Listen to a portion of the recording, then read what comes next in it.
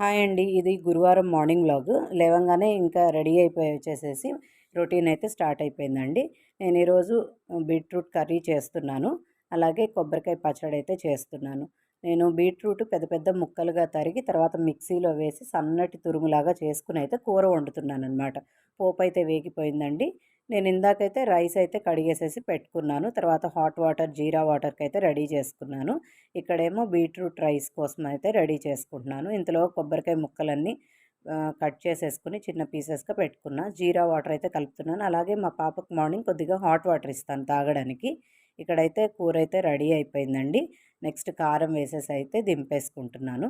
ఈలోపు పక్కన పోపు అయితే వేయించుకుంటున్నానండి. కొబ్బరి పచ్చడి చేస్తానని ఇందాక చెప్పాను కదా, దానికోసం అయితే పోపు అయితే వేయిస్తున్నాను.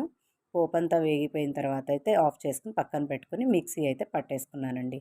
ఇదేనండి ఈరోజు వ్లాగ్.